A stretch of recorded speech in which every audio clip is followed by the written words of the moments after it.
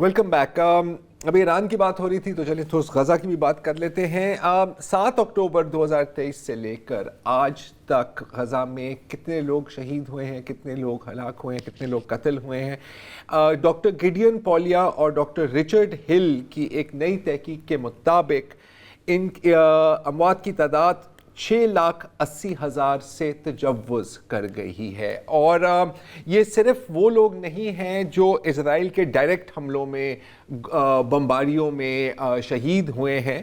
زیادہ تر جو تعداد ہے یہ ان کی ہے جو بھوک, جو ادویات کی قلت یا ہسپتالوں کے تباہ ہونے کے باعث, یا پھر سردی, یا پھر جو بیماریاں پھیل رہی ہیں غزہ میں, ان کے باعث یہ جاں بحق ہوئے ہیں. 1:4 کا ریشو ہے. اگر ایک شخص ڈائریکٹ اسرائیلی فائر میں قتل کیا گیا ہے تو 4 لوگ اس کے جو انڈائریکٹ اثرات ہیں اس کی وجہ سے قتل کیے گئے. اگر ہم صرف کل کی بات کریں, صرف کل کی بات, تو 7 سے زائد 5 لوگ تو صرف شہید ہوئے جب ایک عمارت جو پہلے ہی اسرائیلی فائرنگ میں کمزور ہو گئی تھی وہ بارش کے زور سے آ کے گر گئی. 5 لوگ یہاں پر جاں بحق ہوئے ہیں اور کئی اور لوگ سردی کی وجہ سے. اس میں زیادہ تر تعداد بچوں کی ہے اور ظاہر ہے بزرگان کی ہے. جیسے کہ یہ جو 1 سال کا بچہ ہے, اس کا نام ہے محمد البیسونی, اور یہ کل رات اپنے خیمے میں ہی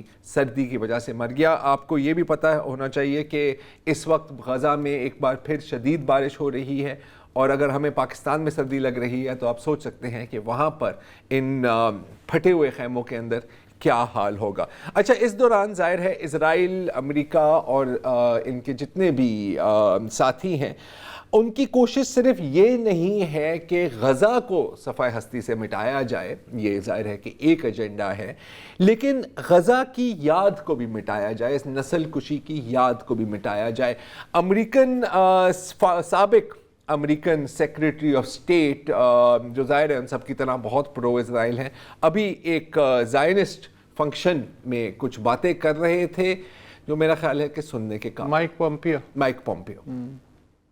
We need to make sure that the story is told properly so that when the history books write this, they don't write about the victims of Gaza, right? They can't, the history, and I should be a little more precise. There were victims in Gaza, right? It's true. There are civilian casualties in every war that's ever been fought, but the victims were the people of the nation state of Israel. That the aggressor was the Iranian regime in the proxy of Hamas, and we need to make sure that the history books reflect that, and that requires each of us every day to talk about it in real time with our children, with our grandchildren. تو آپ دیکھ سکتے ہیں آپ کے سامنے, میں آنکھوں کے سامنے تاریخ کو مٹانے کی کوشش بھی کی جا رہی ہے, اور یہ بھی ایک روٹین ہے جو اسرائیل کے ساتھ کھڑا ہوگا اس کو ریوارڈ کیا جائے گا. جو کسی بھی حد تک اسرائیل کی مخالفت کرے گا اس کا سر قلم کیا جائے گا, اس کو فنا کیا جائے گا.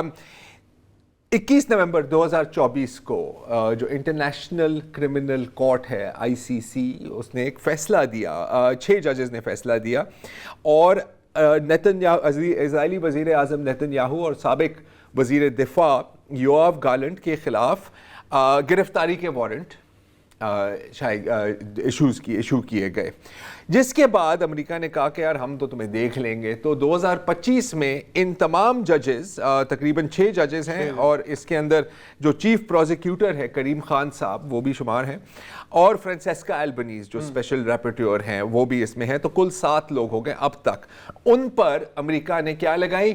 سینکشنز. ظاہر ہے بہت شوق ہے سینکشنز لگانے کا. اب اس کی وجہ سے ہوا کیا ہے؟ لٹرلی اس دور کا آپ سمجھیں کہ ان کا حقہ پانی بند ہو گیا ہے. آپ کریڈٹ کارڈز نہیں استعمال کر سکتے کیونکہ پوری جو انٹرنیشنل بینکنگ سسٹم ہے وہ US کنٹرولڈ ہے. آپ بینک اکاؤنٹ نہیں کھول سکتے. یہاں تک آپ US ڈالرز نہیں خرید سکتے. آپ جہاں سے بھی خریدنے کی کوشش کریں, اگر کہیں آپ کو انڈر دا ٹیبل مل گئے تو مل گئے. آپ Netflix, Prime Video, Amazon, किसी भी किस्म की ऑनलाइन शॉपिंग या कोई भी डिजिटल जो ट्रांजैक्शंस होती हैं आप वो नहीं इस्तेमाल कर सकते, जिसका मतलब है कि अगर आप कहीं जाएं और आप एक गाड़ी रेंट करने की कोशिश करें, ऊबर या करीम या जो, आप वो भी नहीं कर सकते, या होटल्स तो ज़ाहिर है आप बुक नहीं कर सकते। इस दौर में डिजिटल सिस्टम से कट ऑफ होने का मतलब है कि आपको एक तरह से एग्जाइल कर दिया गया है।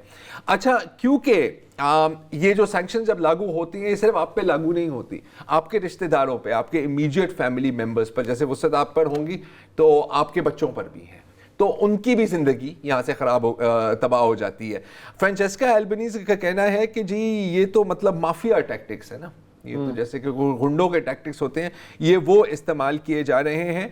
और जाहिर है कि इसका फिर एक रिपल इफेक्ट जो कहते हैं, ट्रिकल डाउन इफेक्ट ये होता है कि तमाम जो आईसीसी का स्टाफ है वो फिर मुहतात हो जाता है कि यार हम कोई ऐसी बात ना करें कि हम भी इस तरह डिजिटल एक्साइल हो जाए।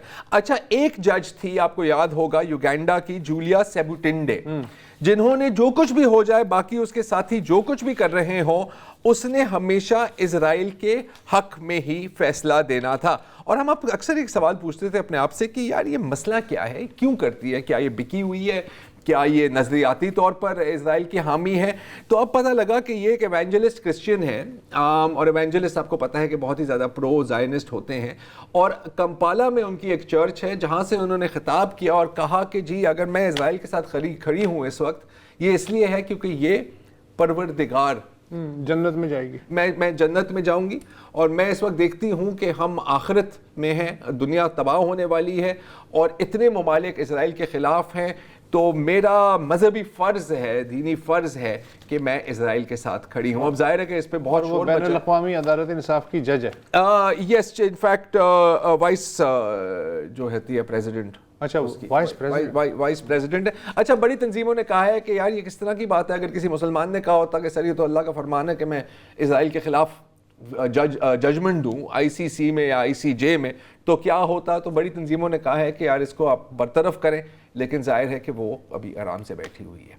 ठीक है, तो आज के लिए इतना ही जी, इजाज़त दीजिए, खुदा हाफ़िज़।